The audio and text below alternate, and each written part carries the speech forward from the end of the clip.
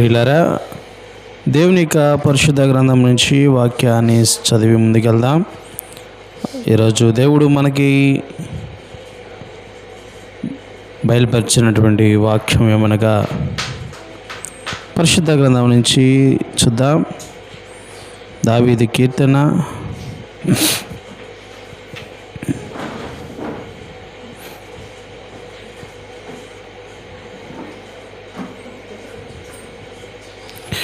23వ అధ్యాయము 1వ వచనం చూద్దాం. దావీదు కీర్తన 23వ అధ్యాయం 1వ వచనం. యెహోవా నా కాపరి, నాకు లేమి కలగదు. పచ్చిక గల చోట్లను ఆయన నన్ను పరుండచేయుచున్నాడు. చిన్న ప్రార్థన. ప్రేమ కలిగిన తండ్రి, దయగలిగిన రాజా, నీ కృప కొందాలు. గడిచిన కాలమంతా నీ కృపలో కాచి కాపాడి బలపరిచి ఆశీర్వదించిన విధానం బట్టి నీకే మహిమ కలుగాక. నన్ను, మమ్మల్ని, మా అందరినీ కూడా నీ సన్నిధిలో బలపరిచి ప్రేరేపించి నీ సన్నిధిలో ప్రభువా ఈ ఆదివార ఆరాధన సహవాసకుడిలో చేర్చిన విధానం బట్టి నీకే మహిమ కలుగాక. సన్నిధిలో చేరిన ప్రతి బిడ్డను దీవించండి, ఆస్వాదించండి. రావాల్సిన ప్రతి బిడ్డని నీ సన్నిధికి నడిపించుకోమడుచున్నాం. నీ కాపుదల, నీ భద్రతను ప్రతి బిడ్డ మీద ఉంచుకొని మా ప్రభును, మా ప్రియ రక్షకుడైన యేసయ్య పరిశుద్ధంలో ప్రతి ఒక్కరితో మీరు మాట్లాడి ఆశీర్వదించమని యేసయ్య నామమున నడుచున్నాం తండ్రి, ఆమేన్. ప్రైజ్ ది లార్డ్, హల్లెలూయా. చదివిన వాక్యం మరొకసారి జ్ఞాపకం చేసుకుందాం. కీర్తనలు 23వ అధ్యాయము 1వ వచనం. యెహోవా నా కాపరి, నాకు లేమి కలుగదు. పచ్చిక గల చోట్లను ఆయన నన్ను పరుండజేయుచున్నాడు. కాపరి అనగా ఏమిటి చెప్పండి? కాపరి అనగా కాపలా దారుడు, కాపలా కాసేవాడిని కాపరి అంటారు. ప్రియులారు గమనించండి, ఒక రకంగా సెక్యూరిటీ గార్డ్ కదా కాపలా. కనుక కాపరి ఎవరికి కాపరి? యెహోవా నాకు కాపరి, నాకు పచ్చిక గల చోట్ల ఆయన నన్ను పరుండజేయుచున్నాడు. పచ్చిక అంటే గడ్డి ఎక్కడైతే ఉంటుందో అక్కడ నన్ను పరుండజేయుచున్నాడు. పచ్చిక పరుండజేయుచున్నాడు. శాంతి గలముల జలముల యొద్ద నన్ను. ప్రియులను గమనించండి, యెహోవా నా కాపరి. ఈరోజు గమనించండి, కాపలా కాసేవాడు కాపలా కాయాలంటే ఏం చేయాలి? కునకకూడదు, నిద్రపోకూడదు, నిద్రపోయేవాడిగా ఉండకూడదు. ఇజ్రాయేలు దేవుడు కునుకడు, నిద్రపోడు.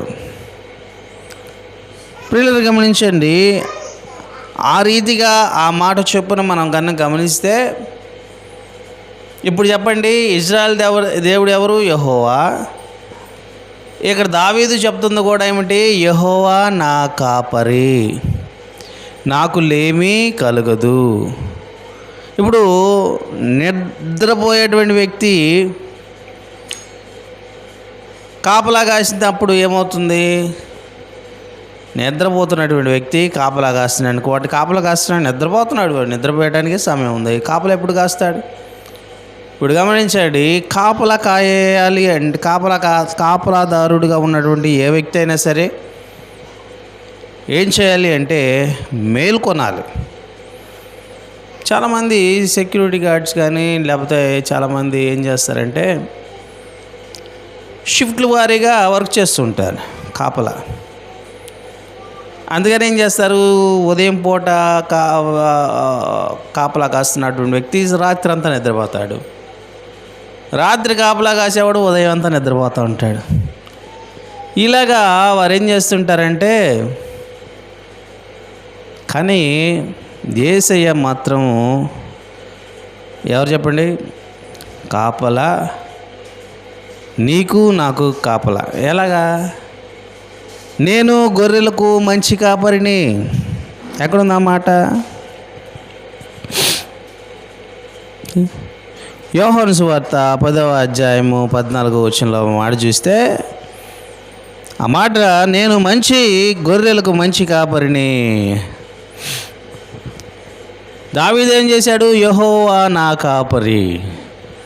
యేసయ్య గొర్రెలకు మంచి కాపరి. ఇప్పుడు ఎవరు చెప్పండి గొర్రెల కాపరి? యేసయ్య. ఎవరా గొర్రెలు? నువ్వు నేను. గొర్రెల కాపరి నువ్వు నేను. నేను గొర్రెల మంచి కాపరిని. నా గొర్రెలు నా స్వరము వినును, నేను వాటిని నెరుగుదును, నన్ను వెంబడించును, అవి నన్ను వెంబడించును. నేను గొర్రెలకు మంచి కాపరిని. నా గొర్రెలు నా స్వరం వింటాయి, నా స్వరం వింటాయి. అవి నేను మాట్లాడినప్పుడు, నా స్వరాన్ని విన్నప్పుడు అవి ఏం చేస్తాయంట? ఒకటి వింటాయి, విన్న వెంటనే వస్తాయి.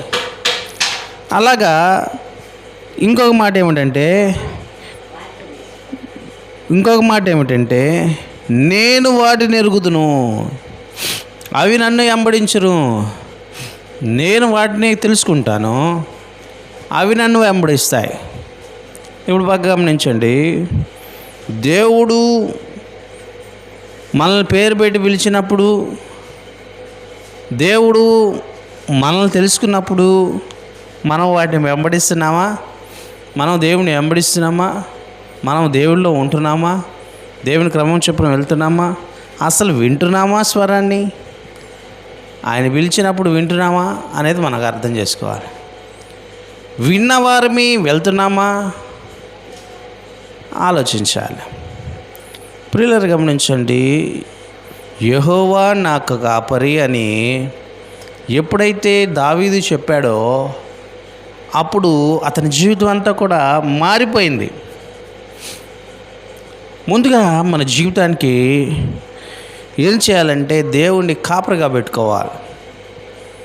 దేవుని కాపుదల మనకు ఉండాలి. కాపుదల అంటే ఏమిటి? ఆయన మనల్ని కాస్తున్నాడు గనక, మన కుటుంబాన్ని కాస్తున్నాడు గనక కాపరి. ఆయన కాపుదల కనుక లేకపోతే ఒకడున్నాడు, వాడేం చేస్తాడంట?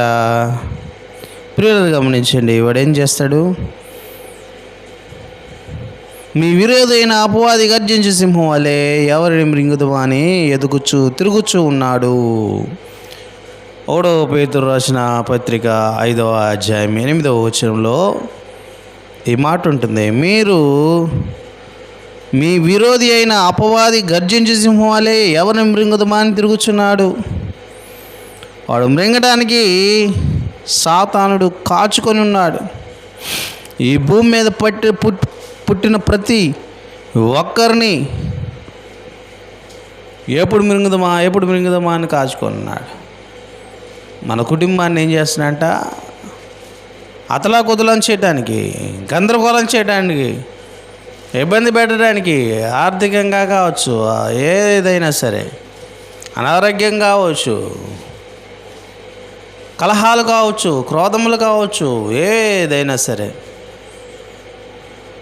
దేవుడు మనకి కాపరికి ఉన్నంతసేపు మనకి ఎలాంటి దుష్టుని యొక్క భయము ఉండదు. ఇక అందుకే దావీదు ఏం చేశాడు? యెహోవా నా కాపరి. అందుకే దావీదు ఒంటరిగా వెళ్తున్నాడు. చుట్టూ గొర్రెలు ఉన్నాయి. ఆ అడవిలో, ఆ కొండల్లోనూ, ఆ లోయల్లోనూ, ఆ ప్రాంతంలో ఒంటరిగానే ఉన్నాడు. ఎందుకు అంత ధైర్యము? ఒక చిన్న బాలుడు అయినటువంటి దావీదు ఎందుకు అంత ధైర్యం అంటే, దేవుడిని ఏం చేసుకున్నాడంటే కాపరిగా చేసుకున్నాడు. ఫస్ట్ యెహోవా నా కాపరి, నాకేం కలగదు, ఇక నాకేం భయం లేదు, ఆయన నాకు కాపరి, నాకు భయం ఏంటి? పచ్చిక గల చోట్ల ఆయన నన్ను పరుండజేయుచున్నాడు, శాంతికరమైన జనముల యొద్ద నన్ను నడిపించుచున్నాడు. అందుకే సింహం ఒకటి వచ్చింది, ఎలుగుబంటి ఒకటి వచ్చింది. ఆయా సమయాల్లో సింహం వచ్చింది, ఎలుగుబంటి వచ్చింది. అయినా సరే వాటిని బెదిరించి ఓడించి వాటిని చంపేశాడు. ఎలా సాధ్యమైంది? ఒక పిల్లవాడు సింహాన్ని ఎదిరించగలడా? ఒక పిల్లవాడు ఎలుగుబంటిని ఎదిరించగలడా? యెహోవా కాపరి గనుక సమస్తమును సాధ్యమవుతాయి. ఏ సాధ్యం కాదంటే ఏముండదు. కనుక దేవుణ్ణి కాపరిగా పెట్టుకోవాలి. ప్రియులు గమనించండి, నా గొర్రెలు నా స్వరం వినును, నేను వాటిని ఎరుగుదును, అవి నన్ను వెంబడించును, నేను వాటికి నిత్య జీవమునిచ్చుచున్నాను కనుక అవి నన్ను ఎన్నటికీ నశింపవు. అవి ఎన్నటికీ నశింపవు. అది సింహం వచ్చినా నశించదు, తోడేలు వచ్చినా నశించదు, ఎలుగుబంటి వచ్చినా నశించదు, క్రూర మృగాలు వచ్చినా నశించదు, క్రూరమైనటువంటి మనుషులు వచ్చినా నశించవు, చెదరు కొట్టేవారు వచ్చినా నశించవు, అపవాది వచ్చినా.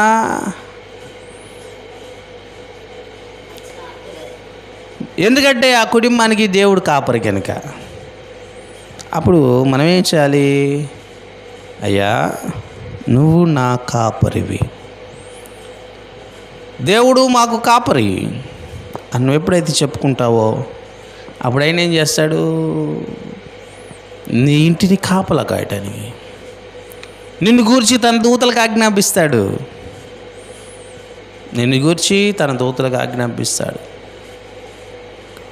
ఎంత మాత్రం కూడా అపవాదికి చోటు ఇవ్వకుడి. అందుకే చాలాసార్లు అంటాడు, అపవాదికి చోటు ఇవ్వకుడి. మనం అపవాదికి చోటు ఇవ్వకూడదు. నువ్వు కాపరివి, నా దేవుడు నా కాపరి అని చెప్పి అపవాదికి చోటు ఇచ్చావు అనుకో, ఉపయోగంలా.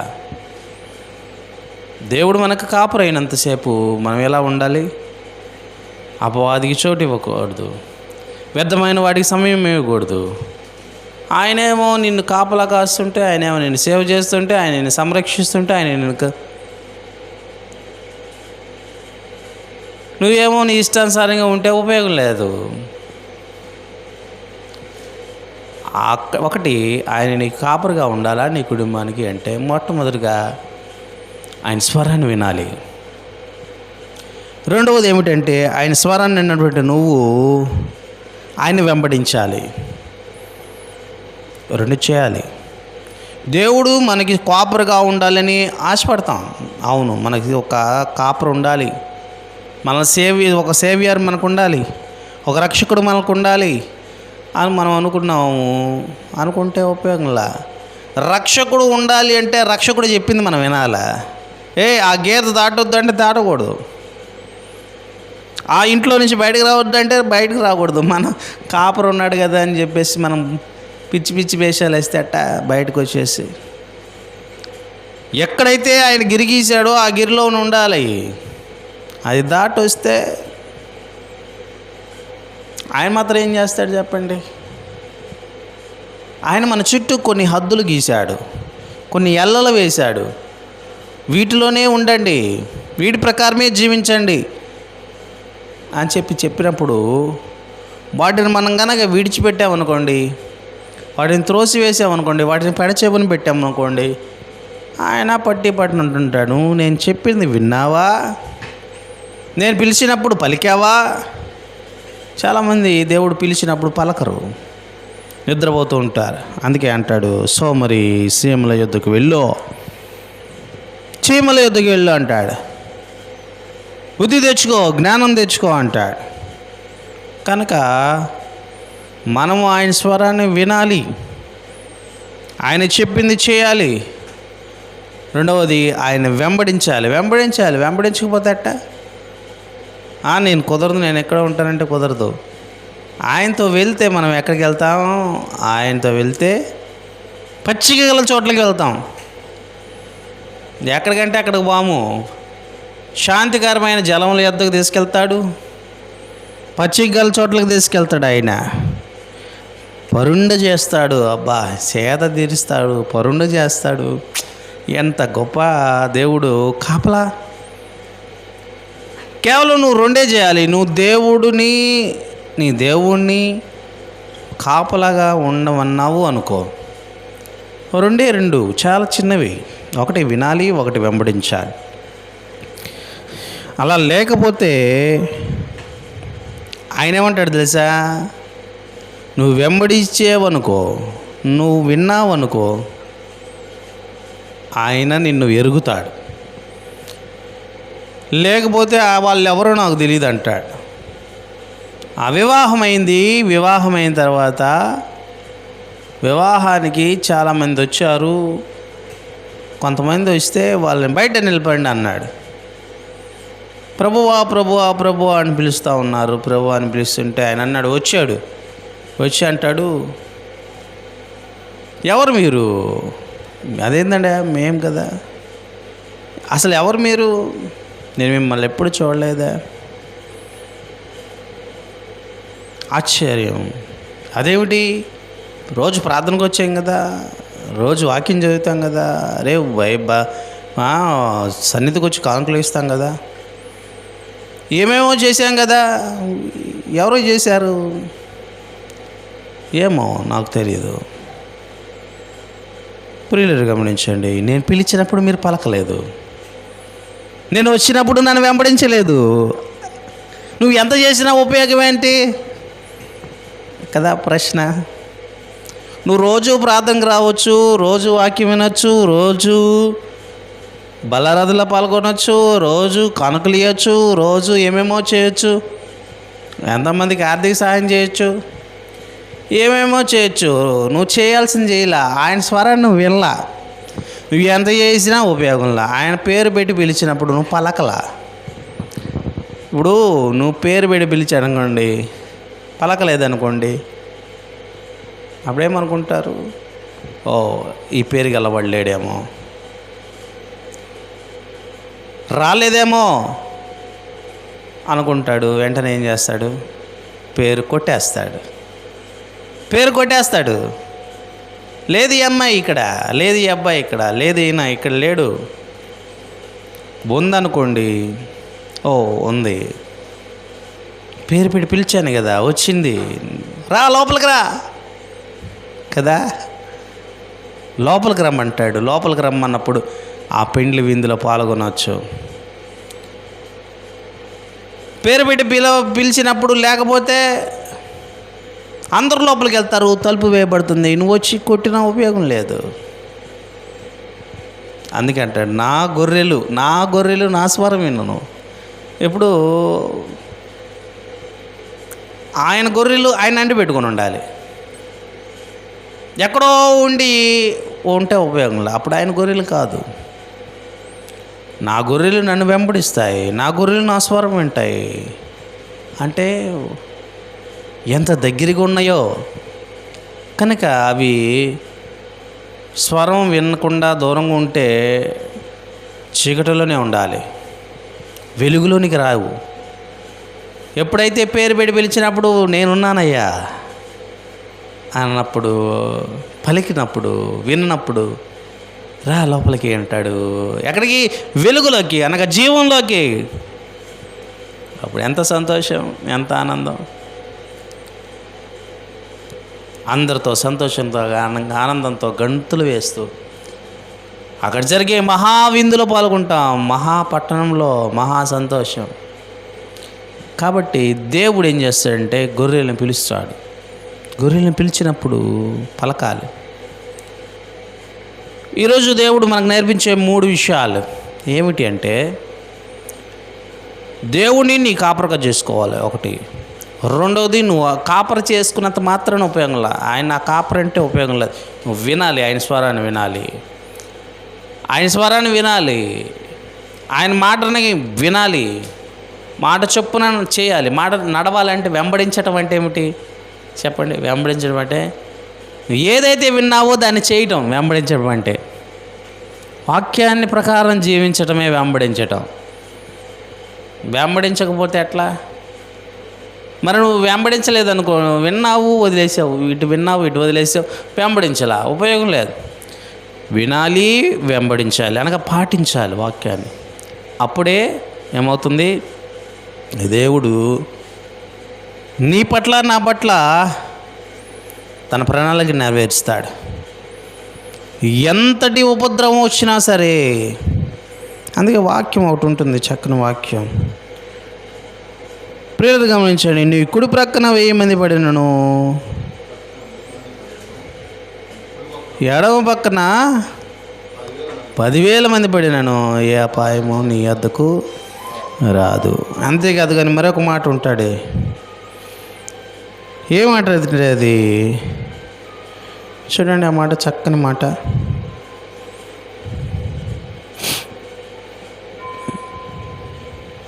గాఢాంధకారపు లోయలో నేను సంచరించను, ఏ అపాయము భయపడను. ఆయన వెంబడించేవాడిగా, ఆయన మాట వినేవాడిగా ఉంటాడు. నువ్వు ఎంత లోయలో పోయినా, ఎంత ఉపద్రవంలోకి వెళ్ళినా, ఏం జరిగినా భయపడాల్సిన పనిలే. ఇక్కడ ఇంకో ఫెసిలిటీ కూడా ఉంది.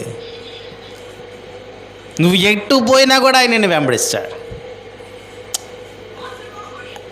ఇప్పుడు ఆయనకి ఇష్టమైన గొర్రె కోసం ఎంత దూరమైనా పోతాడు.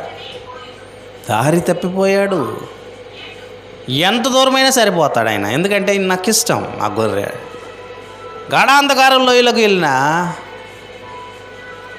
ఆయన ఏం చేస్తాడంటే వెనకాల వచ్చేస్తాడు ఆయన. ఎందుకంటే నువ్వంటే గొర్రె అంటే ఇష్టం ఆయనకి, నువ్వంటే ఇష్టం. అప్పుడు మనం చెప్పాల్సిన మాట ఏంది తెలుసా? నేను ఏ అపాయానికి భయపడను. ఎందుకని? తెలుసో తెలియకూడని దారి తప్పిపోయా. తెలుసో ఈ లోకంలో ఉన్నవన్నీ నిజం అనుకున్నా. తెలుసో తెలియకో నేను ఉపద్రవంలో పడిపోయా. కానీ నా దేవుడు నన్ను గుర్తెరిగాడు.